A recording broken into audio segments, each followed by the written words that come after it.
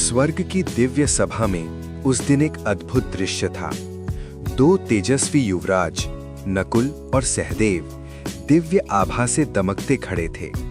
नमस्कार मित्रों, स्वागत है आपका ज्ञान हरि ओखाराम में। आइए, युद्ध समाप्त हो चुका था, पृथ्वी का भार हल्का हो चुका था।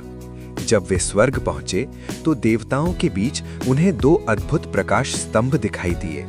उन दोनों से ऐसी शांति और औषधीय सुगंध फैल रही थी जैसे स्वयं जीवन मुस्कुरा रहा हो।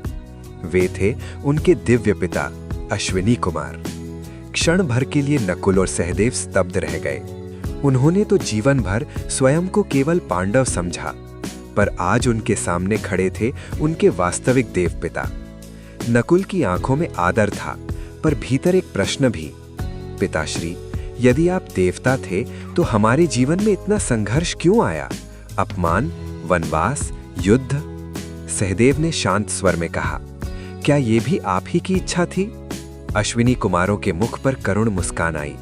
उन्होंने कहा, पुत्रों, देवत्व जन्म से नहीं कर्म से सिद्ध होता है। हमने तुम्हें शक्ति दी, सौंदर्य दिया, बुद्धि दी, पर धर्म का मार्ग तुम्हें स्वयं चुनना था। उन्होंने आगे कहा, नकुल, तुम्हारा विनम्र सौंदर्य और सहदेव तुम्हारी गहन बुद्धि, ये सब तुम्हारी परीक्षा थी। यदि जीवन सरल होता तो तुम्हारी महिमा कैसे प्रकट होती? सहदेव ने सिर झुका लिया। उन्हें स्मरण आया कैसे उन्होंने सब जानकर भी मौन साधा, क्योंकि यही धर्म था। नकुल को याद आया कैसे उन्होंने सदैव भाइयों के प्रति निष्ठा निभाई। अश्विनी कुमारों ने दोनों को अपने तेज में समेट लिया और कहा, आज तुम केवल पांडव नहीं, देवपुत्र कहलाने योग्य हो।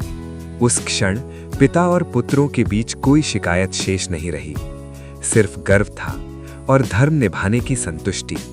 और स्वर्ग की उस दिव्य भूमि पर नकुल और सहदेव ने पहली बार अपने अस्तित्व की पूर्णता को अनुभव किया। मित्रों, सपोर्ट कीजिए। जय श्री कृष्णा।